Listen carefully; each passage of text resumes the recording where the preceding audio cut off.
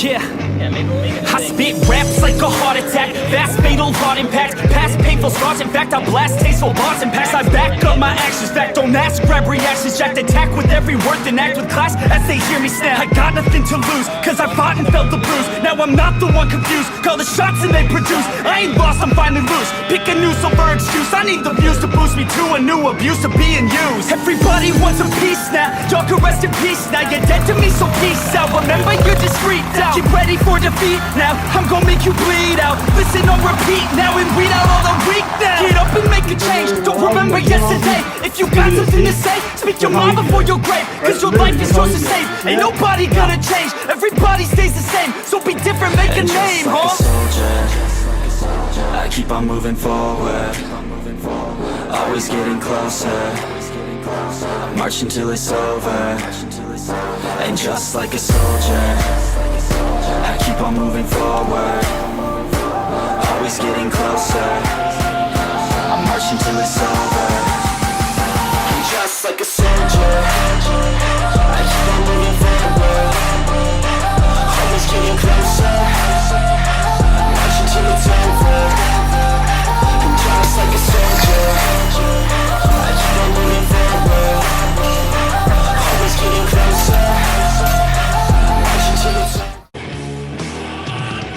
And it's a very special night, a special episode, a really important one at that. And tonight I have the pleasure, well, of hosting a very good friend and mentor and someone who I admire and who has given 40 years plus to the fire services, a Jake, a Lou, a chief, a deputy chief, a chief paramedic, an author, and other contributions to follow suit. And for this 25th episode of the Can Man Radio Show, I'm so proud to bring in my friend, Gary Ludwig, Chief of Champaign, Illinois Fire Department. How are you, my friend? I am so blessed. Any better and I would be you.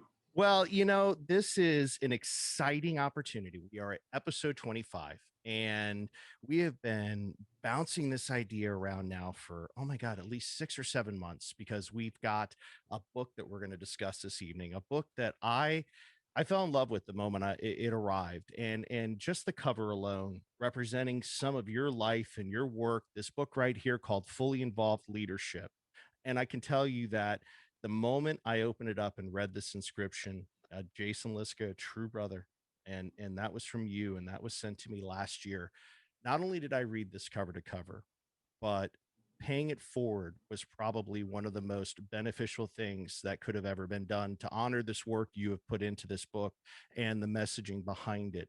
And from my probie to several others in the service, whether they got a year or two on already or not, who have read this book, have all read it not once, but twice in some cases, and have taken different components from this book. And I got to tell you something, like I said, with 401 things, you know, it's basically a manual, you know, for firefighters to basically help build their career step by step. This is for the emerging leader right here. Fully Involved Leadership is an impactful piece of work that you have put your blood, sweat, and tears into. And I'm so proud that we finally have the chance to be able to talk about this tonight.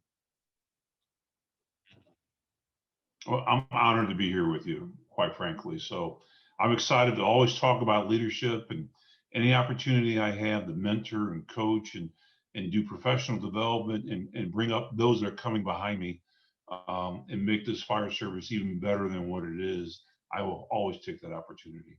You know, and that is the thing, and the whole purpose behind creating this movement with the Can Man, and then of course talking about the show and expanding where we have to from just a few years ago, where I started this with the phone and a microphone and an app, and moving into where we're at today. The theme, I've wanted it to be consistent. It's always been about the importance of mentorship and leading. And at the same time, I made a promise to a good friend of mine a long time ago before I put my microphone to work. And it was Andy Starnes out of Charlotte. And he said, if you're going to talk about leadership, you cannot make it all about the white picket fence lifestyle of leadership. You've got to present the good and the bad in leadership. Yes. And It's the only way we learn is through our mistakes. Isn't that the truth? And fully involved leadership is definitely an example of what is good and bad in leadership. And it's not an expose of all things bad, but it's a life work. It's a body of work that you have taken from day one to where you're at today, in a sense. And you've experienced both sides of leadership, from being the Jake on the street to the chief behind the desk now. And you've been impacted and inspired in some cases rather than motivated, because I know the term motivation is not necessarily the right term to use at all times, but you've been inspired by both good and bad leaders to become the leader you are today, in a sense. And I think that's important. Yeah, and I say it all the time, don't motivate your firefighters, inspire them. Give them that drive to go out every day and be the best they can, and continue to learn, continue to develop, and continue to serve, that when the bell hits, they're ready to go. Oh, absolutely. So, yeah, it's thank you for all the kind comments you made. And you're right. There's a lot of things in that book that, that bring me, that I didn't learn through osmosis. I learned through other mentors, those that chose to take me and teach me informally. We never had a classroom, with the blackboard, and we sat there and mentored.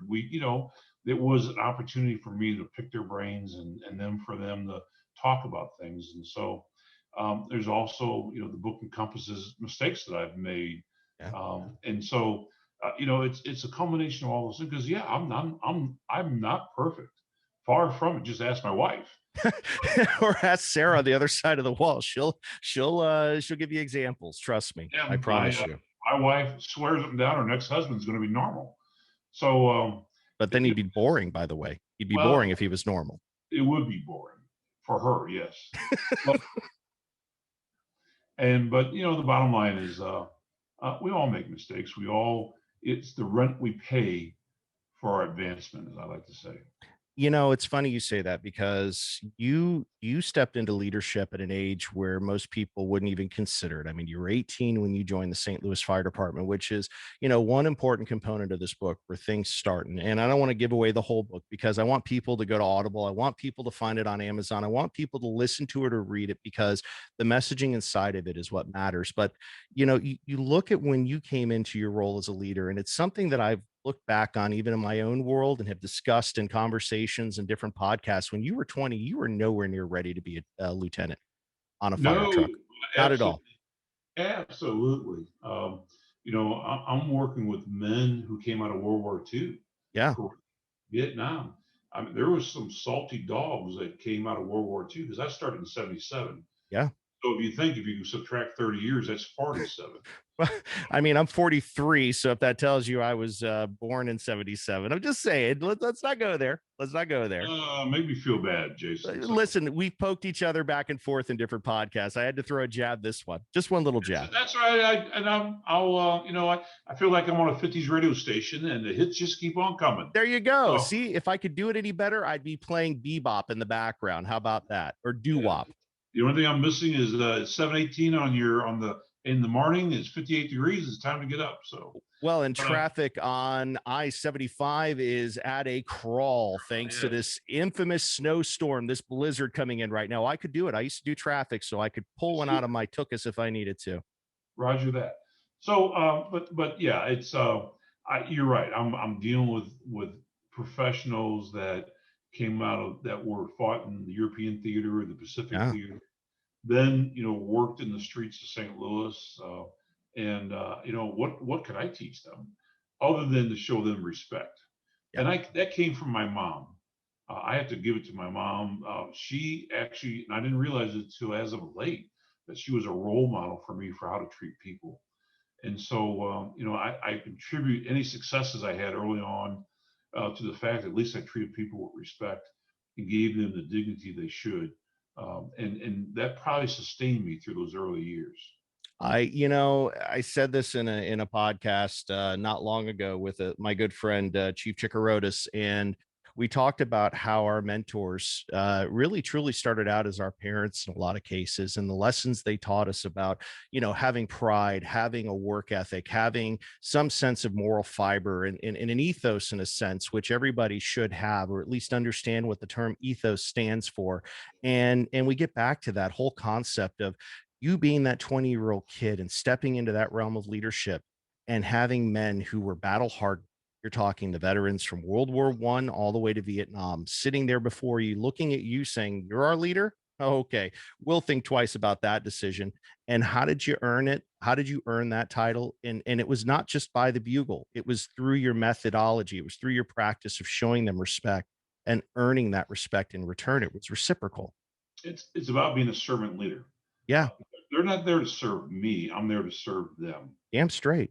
I'm there, and that has been my mantra going forward all the way to where I'm at today. I believe in the inverted table of organization. I talk about that in the book. Yes, you do. Fire chief is at the bottom. Mrs. Smith is at the top of that Yep. organizational chart. The firefighters, they're in the middle. The company officers are below that. The chief officers are below that. Mm-hmm. And I'm at the bottom. They are not here to serve me. I'm here to serve them. I'm here to make sure they have all the tools and all the education, all the training, and all the resources they need, that when that bell hits, they can serve the community. See, being a problem solver as a leader is not always about solving complex problems. It's about addressing issues that revolve around those very needs, that hierarchy of needs that a firefighter has on a daily basis, whether it's recently a compatriot of mine reached out and said, "Hey, we got to have this class. A lot of us need this class in order to be able to finish out our FO2 series. We can't find it anywhere. What do we need to do?" Well, you know what? Pulled some, assets together, pulled in some favors, and guess what we were able to do? Pull that class together so these guys can do that. It wasn't me. I don't want to put myself on the pedestal. We did it for them. You know why? Because they have every right to test for lieutenant and have every right to step up and be damn good leaders, and maybe better than you and I one day as chiefs or as my boss if I'm still in Lake County in 10, 15 years. Everyone deserves that opportunity. But again, it comes down. You're such a youngster. You were only born in 1977. So I mean, but that's not forgetting that. So you throw the youngster card out there, but don't forget, okay, I've got 20 plus years too now. And yeah, you've got a 20 extra on me. Don't get me wrong. I get it, okay. but it's weird looking at that aspect of retirement that I could literally walk away in less than 4 years if I wanted to, and under 50. It's a scary concept, We're all blessed that those that represent us in labor have done what they've done, and we're just blessed. Yes. Well, and that being said, let's get back to the leadership aspect. And one of the aspects you definitely expand on in the book is competence versus character, and how a leader can be competent but have zero character, or vice versa, or can lack both characteristics of competence and character and have no charisma whatsoever and no ability to do their job, which is definitely a problem when it comes to another aspect we'll talk about, is making right decisions, wrong decisions, or indecision in the end, in a sense. Yeah, it's clear that there are. I bet people ask me all the time, what is the leading trait, or what is the main trait you need to have as a leader? And I said there's more than one. There's two. It's Mm-hmm. character. It's character and competence. Mm-hmm. You could be extremely competent. You could have every certification that that is offered. Fire officer 1, 2, 3, 4. Yep. Hazmat, rope technician. The list goes on and on. But the question is, what is your character? Are you one that stabs your fellow firefighters in the back? Are you one that lies to your firefighters? Are you one that they don't trust because of your character? Yeah. Do you lie? Do you cheat? Do you steal? Those are all things. You can't be a leader if no one trusts you. You might be extremely competent, as I just said, with all the certifications. You might have a master's degree. You might have 2 master's degrees. You might have a PhD. You might be extremely competent, but if you don't have character, you can't be a leader. And the inverse is true also. Yeah. You may have character, but again, you also have to have that cred, as I like to say. You have to have that credibility. You have to have those certifications. You've had to been in the trenches. Mm-hmm. and fought those fights, or fight those fights, fight those fights. I got you. I got you. And You know, you have to have competence and demonstrate competence. And so you can be a leader and have character, but if you have no competence and no character or no credibility, nobody's going to want to lead and follow you, especially if you give an order on a fire ground. oh Lord, and Think about that. we've seen it though. We've You could be seen the it in most our ethical leaders. person in the world, but if you make poor decisions tactically, you're not a leader. So there are two important qualities that are needed in leadership, and that's competence and character. I couldn't agree more. You look at I know you're young, but look at the Enron scandal. Yeah. Very extremely competent people in the world of finance, very bright and brilliant people, no character, Yeah. completely unethical. We can translate this not only from our profession to other professions also. I mean, Enron, let's talk about the market drop from the housing, the hedge funders, all of the people out Yeah. there that capitalize on the backs of others in order to get ahead. They're smart because they know how to do it and they get away with it only, for so long until finally people catch on. And then there's consequences for those actions too, though. And it does Right. eventually catch up to them. Again, competence, but no character. Exactly. You got to have both those qualities in order And to be a leader. and I think that it's important. And Don Campbell from here in Florida, he's a district chief in Gainesville, and we interviewed I interviewed him back in the end of last year, right after we were starting to open things back up and getting back up to the school. And one of the things he talked about, and it kind of resonated with me, was how you treat your people, but at the same time, the feedback that you should get from your people about your own performance and doing that gut check, the importance of having a leadership gut check performed to determine your effectiveness as a leader. Because you can be efficient, but are you really effective just by simply being efficient in your role as a leader? You're absolutely correct. There is a clear distinction between the two when we talk about efficacy issues. Mm-hmm. And so you need to be continually doing a 360 also of yourself. Yeah. Continually reassessing your abilities. I tell you what, I am the biggest critic of myself. Damn I straight. beat myself up more than anybody. When I give a lecture at a conference or a seminar, or, when they fill out those evaluation sheets, Mm-hmm. I look at it and I go, oh, 5, 5, 5, 5, 5. I throw them away. Yeah. I'm looking for the ones. Yep. On the evaluation sheet.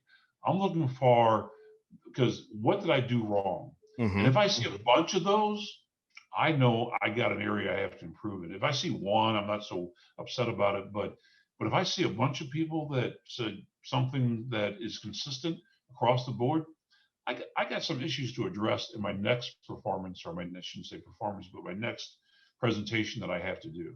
It's the only way you can evolve. I mean, falling back onto all of the mistakes I've made and still make, like you admit in the book as well, the importance of taking those mistakes and learning from them. It's okay to say sorry. It's okay to say, you know what, I made a mistake. It's okay to fall on the sword, and it's okay to be passionate about wanting to better yourself, but realizing you're going to crack those eggs in the process. And if you don't, sometimes you're not going to learn how to evolve. And that's important. You talk about this in the book. Oh, absolutely. And it's okay. I've been the fire chief, coming on a little over 6.5 years here in Champaign, and I have made mistakes, and I say I'm sorry. I've told firefighters I'm sorry. There's no disgrace in saying you're sorry. And, No. And if you made a mistake, let's fix it and move on. And the same thing that happens with my firefighters. If they make a mistake, unless they did it intentionally, I'm not upset. My goal is, let's learn from this mistake. Let's educate you. Let's train you so that when the next opportunity comes up, that we don't do the same thing again.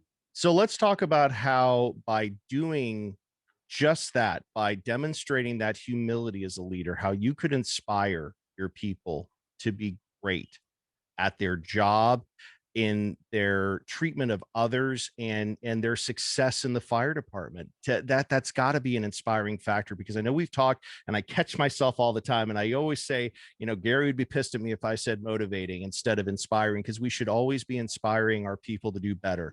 We're not perfect. We don't walk a perfect life. We don't ask for perfection. We just want to inspire you through our actions, because that's what matters. Seeing us make mistakes, admitting them, and being humble about life, and our approach to leadership is how we truly succeed instead of the backstabbing aspect that can inspire in another way to get people to say, I don't want to be like that dirtbag. I want to be better than them, but I want to inspire as a leader. So how do we do that? It's through demonstrating that humility.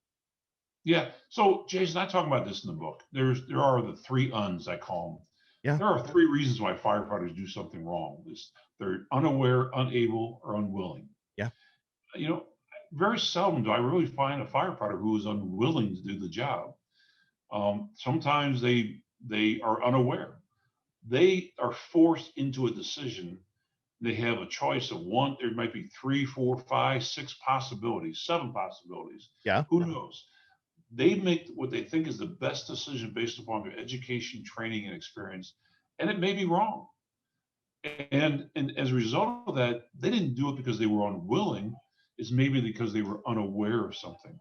So it's important for me as a fire chief. That's not a punitive thing. That's an opportunity for me to coach and mentor and develop them so that when the next opportunity comes up, that basically we don't do it again. I've lived in some departments and seen chiefs that they hand out discipline like it's candy. Yeah. And I'll just be frank and honest, it disgusted me. Oh, yeah. There was one department that my last year there, I couldn't even get out of bed and come to work because of the way I saw people screwed with by the administration. Mm-hmm. I vow that will never happen when I get my fifth bugle, because our job as chiefs is to develop. Yeah. We don't beat people until morale improves. And our job is to develop and make you as good as you can.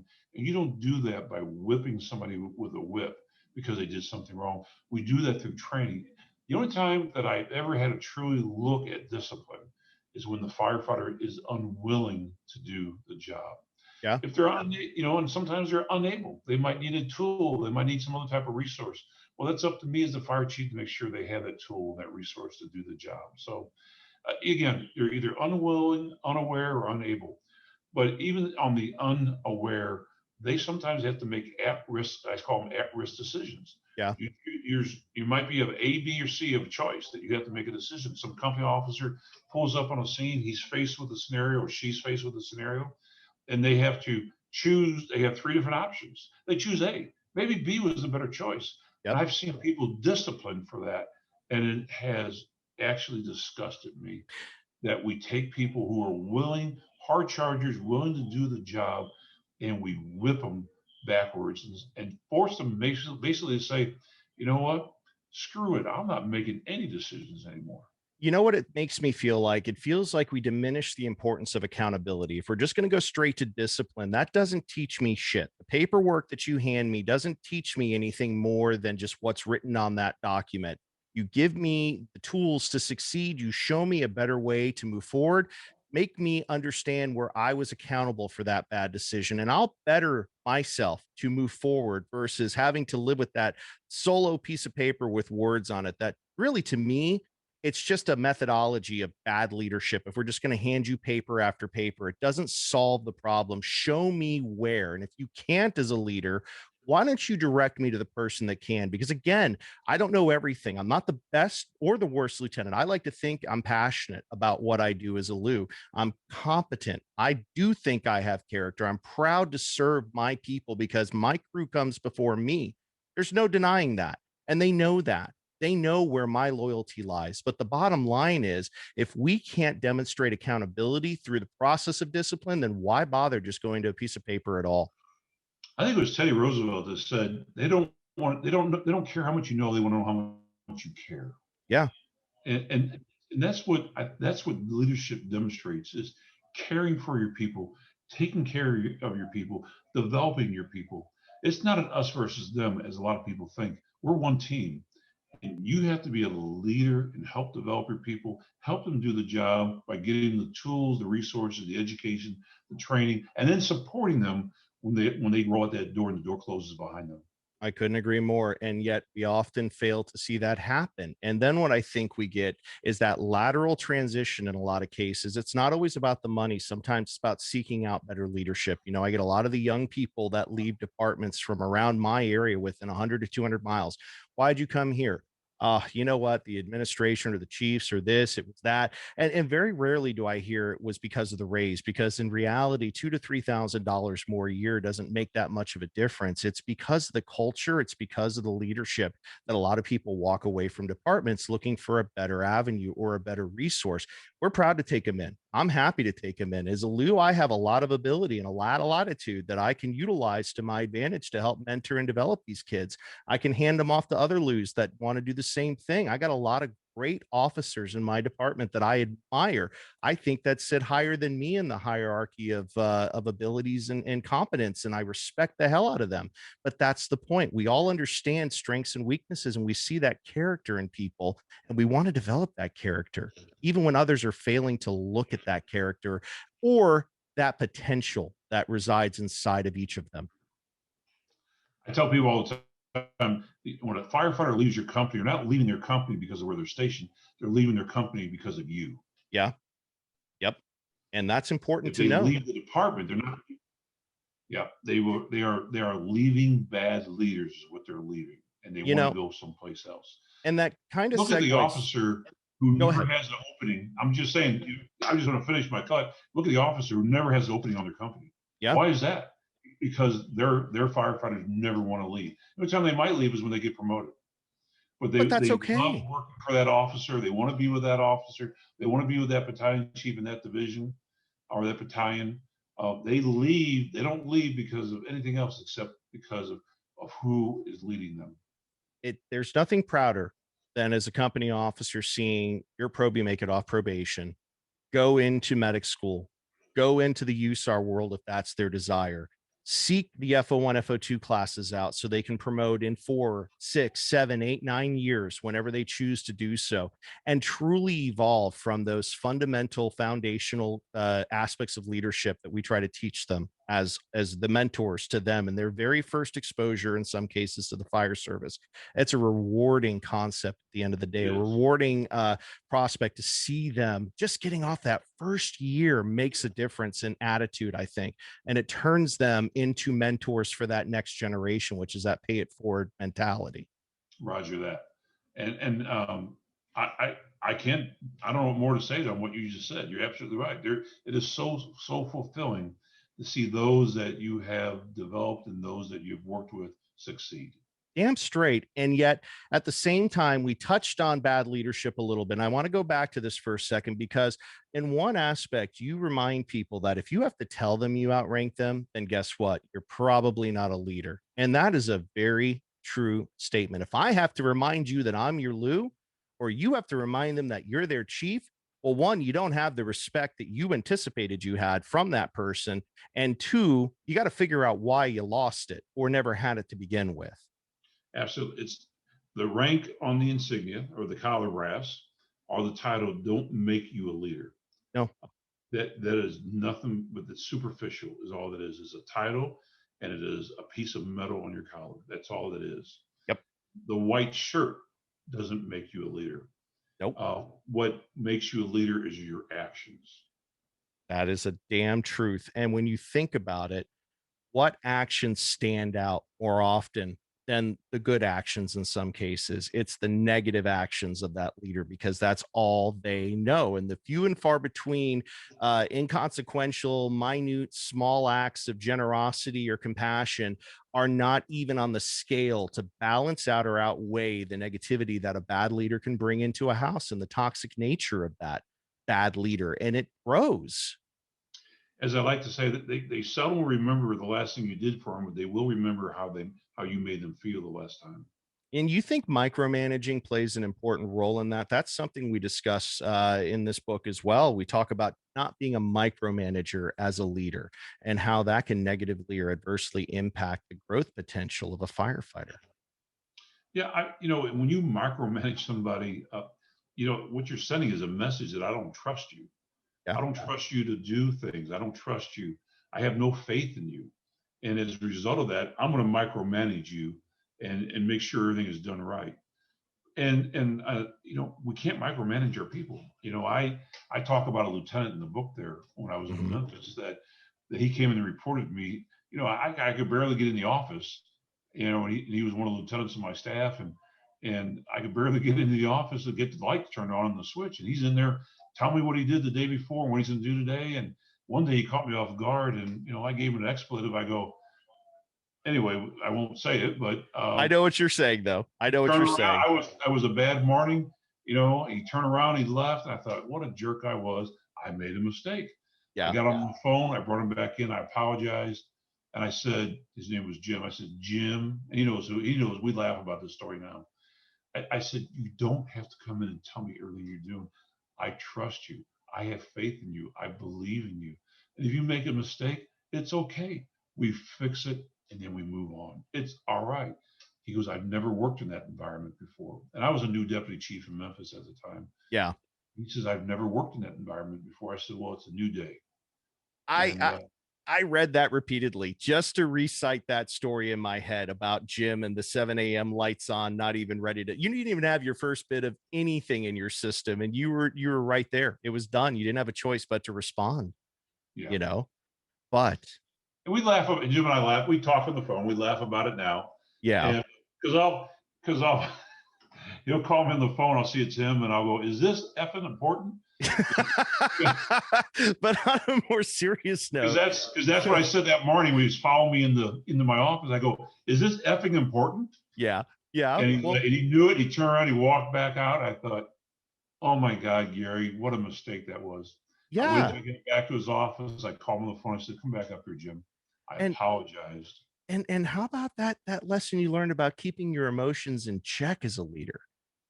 My God. Yeah. And, and I talk about that.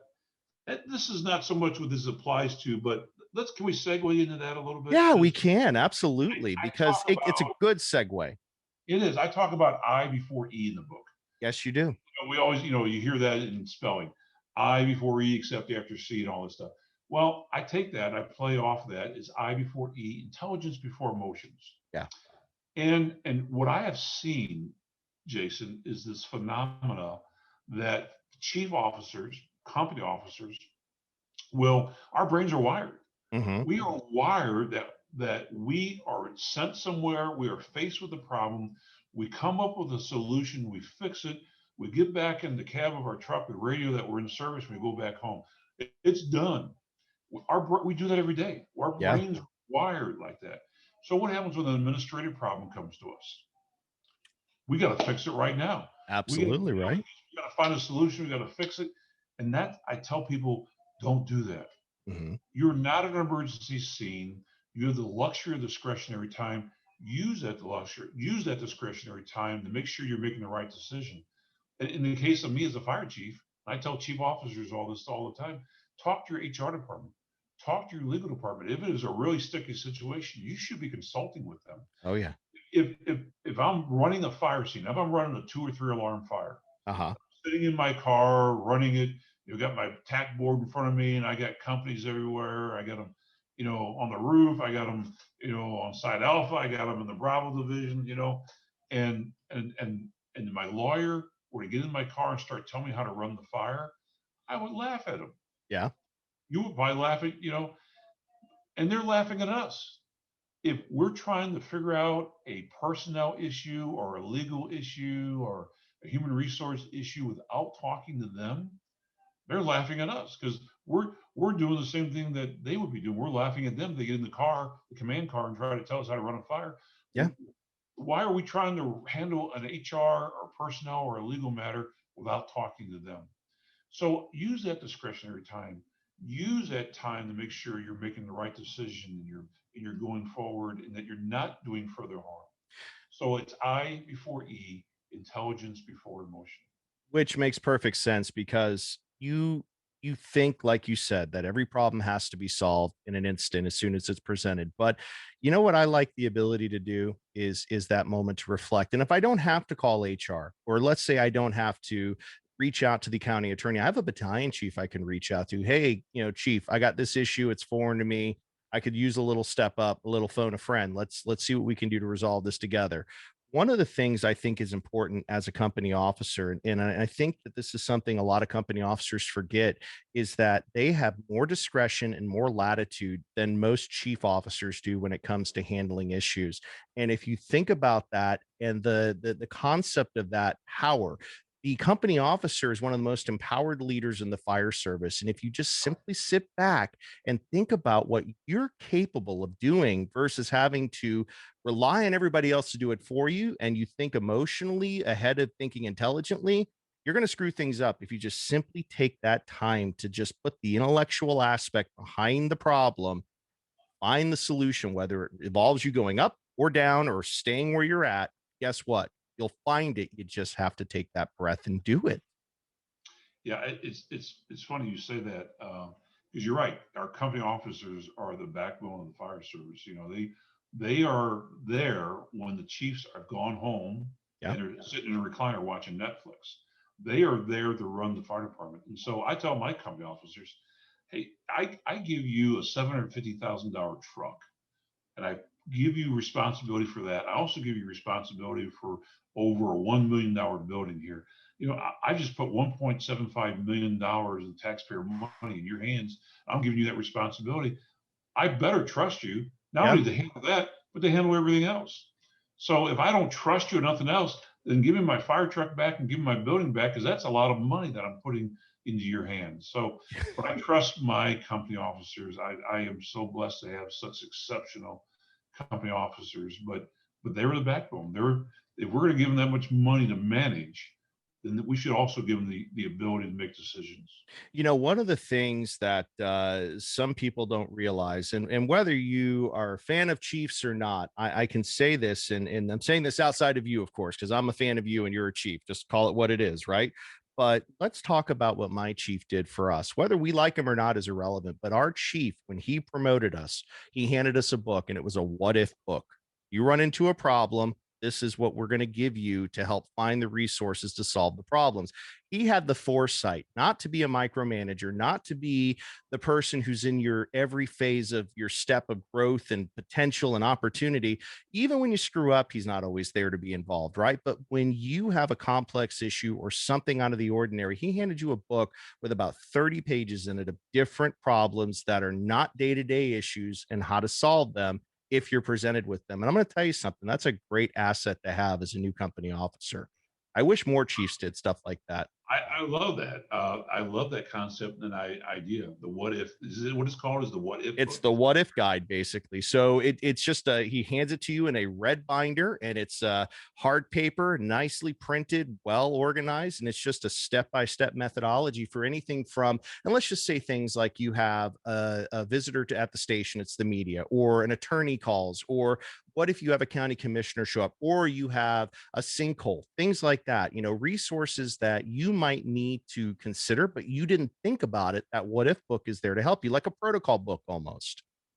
Yeah, that's something, you know, I can see some things in the book that I wouldn't have to deal with here. Like whatever, you got a gator in the road. Yeah. You know, so. That this is Florida. I mean, well, what if you, what would you have up there? What if you had a fox in the road? No, that wouldn't be a good comparison. Gator, What if you had fox, a bear? a bear? Yeah, I think there's some Okay. bears around Illinois. There, yeah, brown bears. So or black bears. I forget, but yeah, you know, python. You know, what if you get a 40-foot python? You know, I can see that in your case. So. I was going to say there were a couple of teenagers not far from me that captured, I think, a 16 plus foot python out of a tube not long ago. And it's a fair kill opportunity here. These pythons have invaded our, you know, ecosystem in such a negative way. It's like wild pigs. You just go to town. You just go get these pythons year round, I guess. I don't know enough about it. And I'm on the venom team of all things. I should know, right? But it's fair game on them. Fair game, you know? You mean fair game to kill them? You mean? Oh yeah, no, there are groups that go down there and actually hunt them, and that's kind of what they do. Is maybe not necessarily a living. I'm sure there are people out there that trap and kill them. I'm sure there's value in that, but yeah, it's an open season on pythons because of how invasive they are to our ecosystem. Yeah.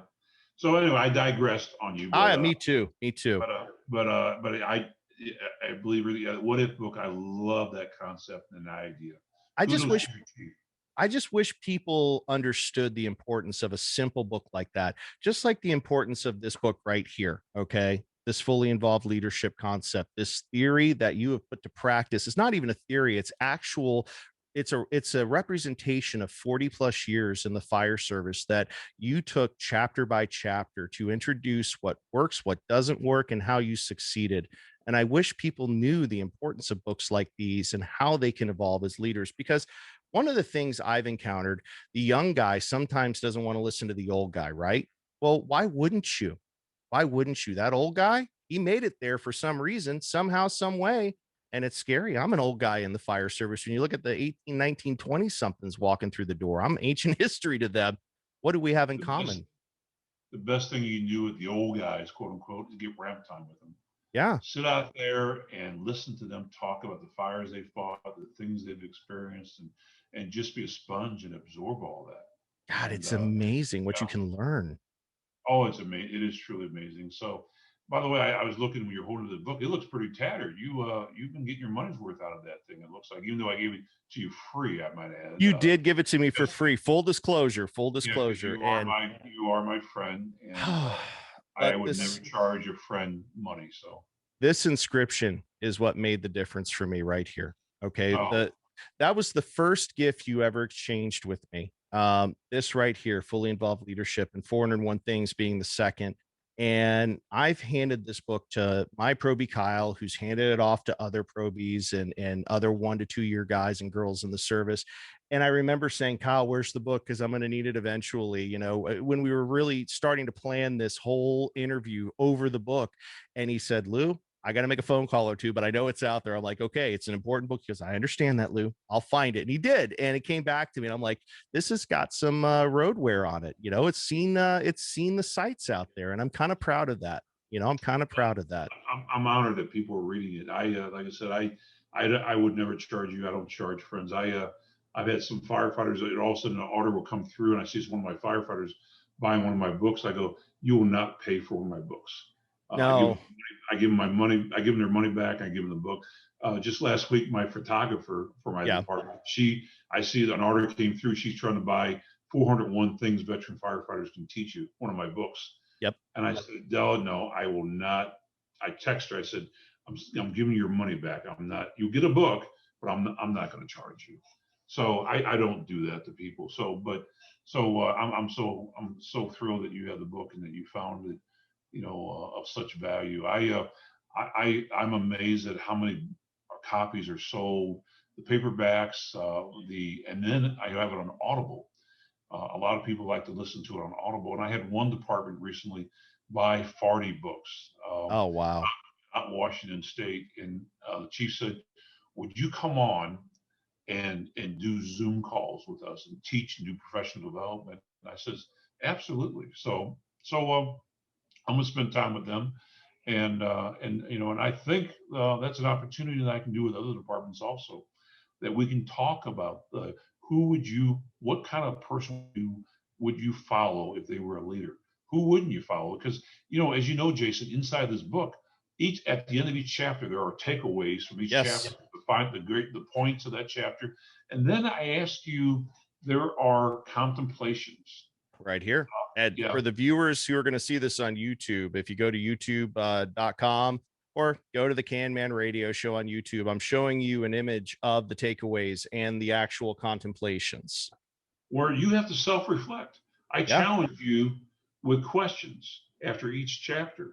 And you have to self-reflect on those. And hopefully you gain from that so that you can become a better leader as you self-reflect on your past actions, or whatever your mission, your goals, your mission, or your vision is. And this is what I want to say, and I said it to you in private. We do talk, and I enjoy getting to talk to you. Like once a week, at least it seems we get to chat for at least 5 minutes on the phone, whether you're traveling back from St. Louis to Illinois or vice versa on a Friday versus a Sunday. It's a good chat time, except when you hit that dead zone, that inevitable dead zone. Yeah. But I told you, and it's important that people realize that the concept of leadership is nothing new and nothing out of reach or out of potential of anyone who seeks to learn about it. And Jet, your style is something that with every page in this book, there was a concept, a theory, a sentence, or a process that resonated with me that said, holy shit, I do the same thing. And I didn't realize it until I read the book and realized that leadership styles can align in so many ways. You just have to be understanding that it came from a generation before you, maybe, but that generation might have honed in on something and enhanced it. Yeah, you're right. And so, what is the best leadership style? There are all kinds. I had one chief told me he's a benevolent dictator. Okay. Okay. I mean, So sure. I said, if that's what you think, but we should be servant leaders. Yes, we should. We Yes, we should be should. there. We should be there to serve our firefighters. We You should know, be there to take care of our firefighters. We should be there to make sure they're trained, their resources, their needs, everything they need, that when they go out the door, that they're safe and that they can serve the community. We should be servant leaders. I'm not talking about serving them dinner or lunch and clearing the platter and clearing the plate. I'm talking about true servant leadership. you talked about Teddy Roosevelt, and I just did a paper on him actually for one of my classes in my master's. And one of the things that I think a leader should never do is use his position as a bully pulpit to get things accomplished. And if I had to throw a Teddy quote in there, that was or a reference, that was one example I can use where he did, for his reasons, obviously, and the genre and the time was where it was necessary. But a good leader should not bully others into performing. And I think that is Uh, something that should be considered when you consider taking your role in leadership. How are you going to treat others, and how are you going to act as a leader? So now you're making me stretch my brain. There's a great quote from, I have to try to pull it up, but it's from Eisenhower about how you treat people. And they said that's not. The quote is basically, that's not leadership, that's assault. Yeah. And I'm trying. And if I while we're anyway, I'll, for your listening audience, go look it up. It's a quote from General Eisenhower, and he talks about leadership. And I can't remember the first part of the quote, but the last part of the quote is that that's not leadership, that's assault. And Amen, it was brother. what you just said about bullying your employees. They should never fear you. They should No. be able to come to you and without fear of retribution, that there's a mistake, if there's an issue, and and let you know about it, and let's fix it and move on. I'm okay with that. Yeah. I am okay with that. If you've made a mistake, unless you did it with intent, I'm okay. Let's fix it and let's move on. Amen, brother. And with that being said, I want to take this opportunity to remind everybody the book is called Fully Involved Leadership by Chief Gary Ludwig. 40 plus years in this profession, there is a takeaway on every page. And if you take the opportunity, go to Amazon, buy this book. If you like it on Audible, go listen to it and buy it there as well.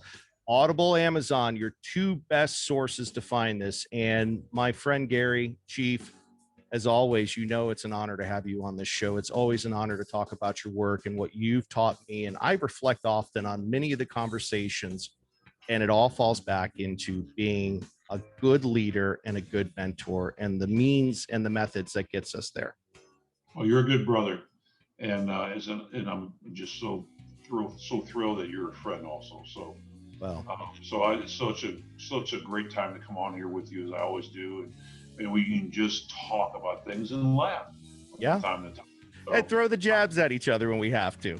yeah, youngster is all you are. So You listen, and you're a Cardinals fan, and I don't hold that against you. Okay, it is what it is. It is what it is. Only one other team that has more World Series rings than championships. Hey, who would that be? That's the Yankees. So God, that's true. I forgot about that. As long as you didn't say the White Sox, we're okay. We're okay. Yeah. That's it.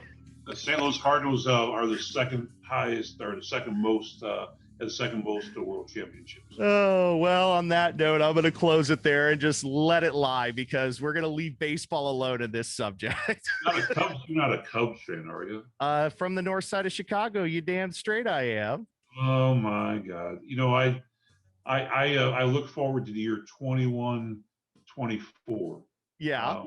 about 104 years from now, that'll be again another 108 years from their last World Series win. So fair enough. Fair enough. At least I got to see it in my lifetime, so I could be proud of that. I'm good with that. So, all right, good. Got your jabs in. Got your little left and your right. We're good. I like that, Chief.